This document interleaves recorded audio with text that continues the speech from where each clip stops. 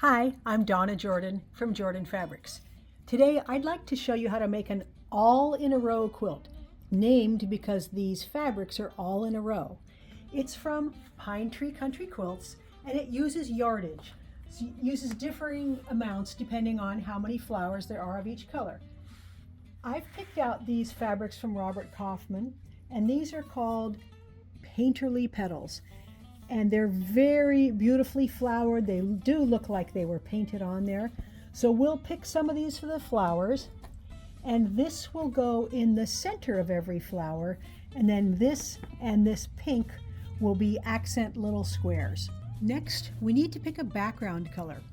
We actually could do black as the background. That would be pretty dramatic, but I think I will like it better with a light background. So then my question is, solid white or bone? I don't often use a white. Bone is usually the choice I will go with, but I think there is actual white in this one, and there's some white in those, and I think that'll give a crisper look, so we'll go with our true white. Each fabric has a letter, and I've gone ahead and made some stickers for each one of these so I will know how to cut them. I'm also going to cut a little scrap off of each one and tape or staple them to a piece of paper so I have that to refer to when I'm making all the blocks. It's always a good idea to iron your fabric before you cut it. That will eliminate any wrinkles and make sure that your cutting will be accurate. I can't give you all the sizes of the pieces because it's not my pattern, but it is super simple to follow the instructions in the pattern.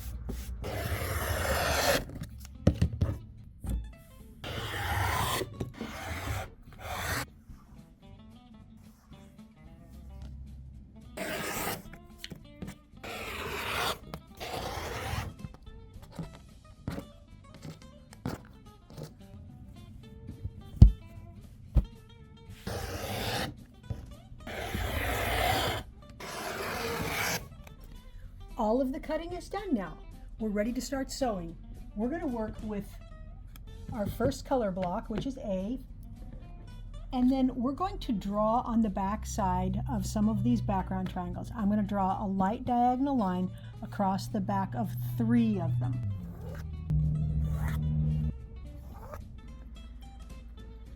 These are going to fit on 3 of the corners here, so I'm just going to line up the edges and stitch right along the drawn line or a little bit to that side of the drawn line. And the reason you go a little bit to the side is because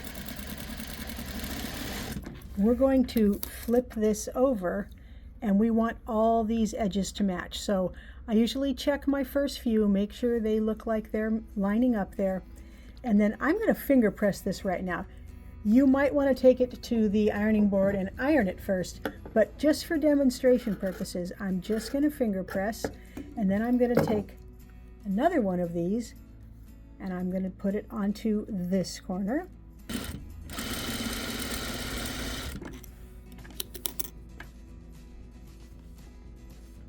Finger press or iron, trim off that extra. The reason we trim off the extra is because it reduces bulk. It makes the quilt easier to stitch the next pieces together and makes it not so heavy. Now we're going to put one more on a third corner here.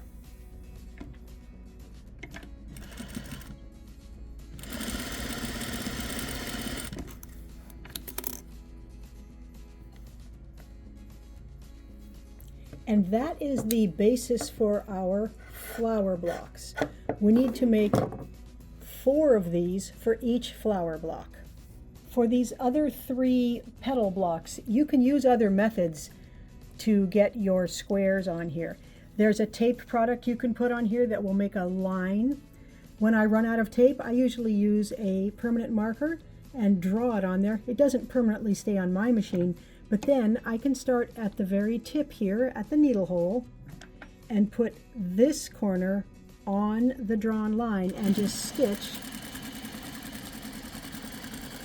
and that will give you the same result. Also, I like to chain piece these, so I'm not going to cut that one off. I'm going to leave it there and put the next one up, stitch that on.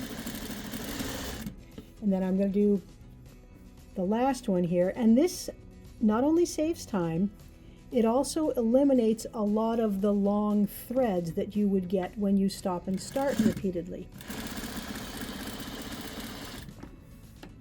I left just a few stitches between there, so it's not good, the stitching won't come undone, but now we don't have long trails like we had here that might end up on the top of your quilt.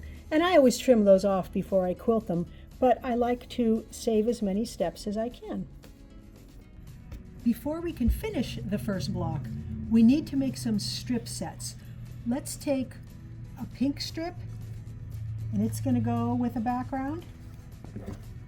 And we'll take a green strip, and it is also going to go with a background. All we have to do is line up the long edge there, stitch all the way down, and I like to make sure I don't stretch anything because it makes the patchwork more accurate.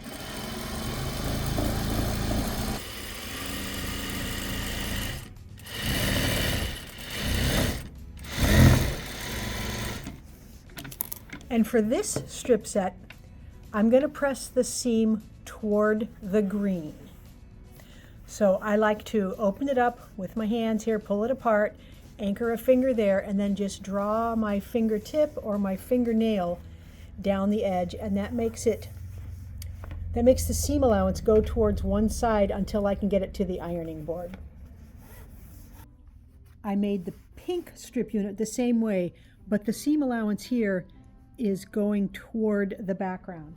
And even though they're finger pressed, I still like to iron them. So I usually smooth it out with a dry iron and then add some steam. Both the strip units get subcut to the same measurement. So I've just got them both lined up on my cutting board here. And I'm going to make all the slices at the same time. All we need now is 2 of the pink, 2 of the green, these 4 blocks, and 1 green center. 2 of the blocks get green on the top, and the other 2 blocks are going to get the pink on the top. And it fits exact, so all you have to do is line up the edge there.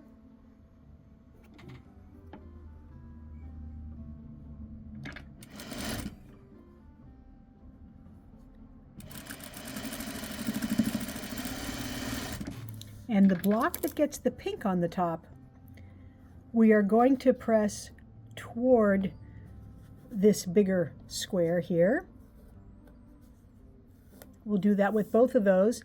And then these ones that get the green on the top, it goes on the same side, but we're going to press the seam allowance away from this big block.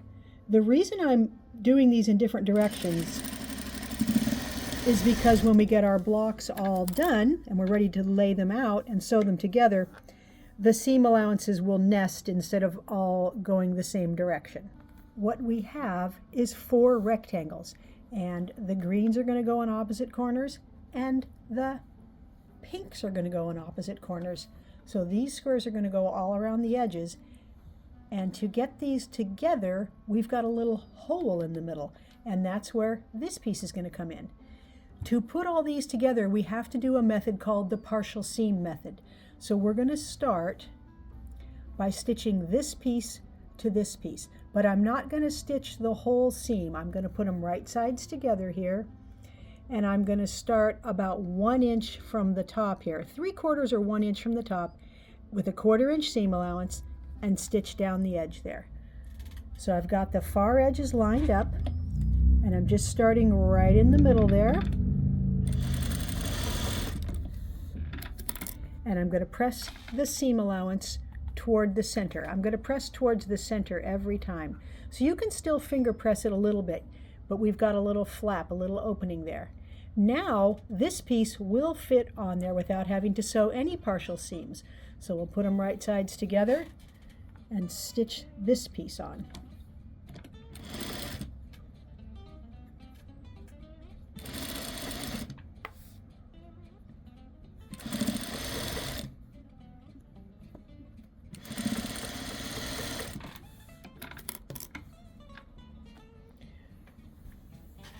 pressed toward the green still. And this one will fit on. So it's pretty easy once you get going.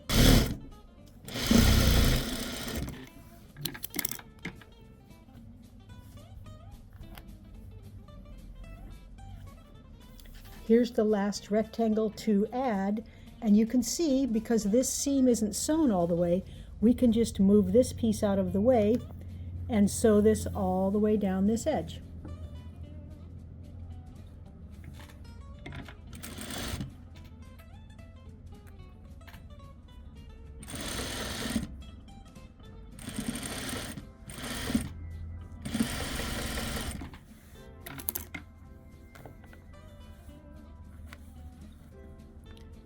The last step is to finish up that partial seam we did.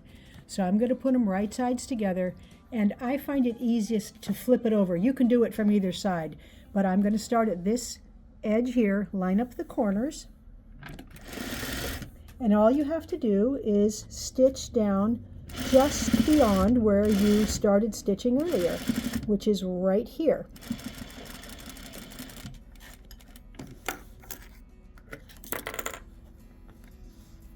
Finger press the rest of that seam, and I will take this over and iron the whole block, but that's what the flower block looks like.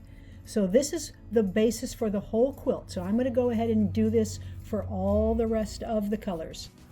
The blocks are done and we're ready to lay out the quilt. I marked all my blocks. I kept my stickers on, so these are the A blocks, and then the pattern tells you which ones go where because they're all in a row, they're all lined up. So let's start with the A. They're going to make a nice diagonal line. And let's see, all the blocks face the same way. So we're going to have the green in this corner every time. Then this pink block, that's going to go right below the A blocks. And we're going to just keep putting them the same way. And you can start to see what's going to happen when we put all of these blocks together. We're going to get a little four patch in the corner here, with 2 greens and 2 pinks. Now we can really see that coming together there, and you can see the rows lining up. So I'm going to keep laying out the rest of the blocks. That's the last block. It's going to be very easy to sew these together. Because we ironed our seam allowances going different directions, they're all going to nest when we put them together. So this one's facing this way, that one's facing that way.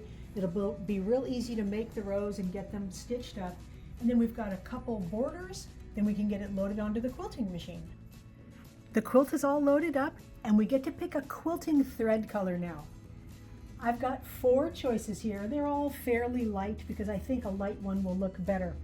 I don't often use a solid white, but I think it would work well. Even on the darkest ones, it's not going to show very much and it won't show at all in the background. This light lavender, you know, it's not showing at all in the white either, and I do like the way that looks. Could go with pink. We've got quite a bit of pink in all the prints. Again, doesn't show much. Or a nice light blue. It shows a little bit. I think I'm going to go with the light lavender. Since the fabrics I'm using are called painterly petals, I thought I would like to do something with flowers on it for the quilting. So there's one whole row, and here's what it looks like, just one repeat. Nice even flowers.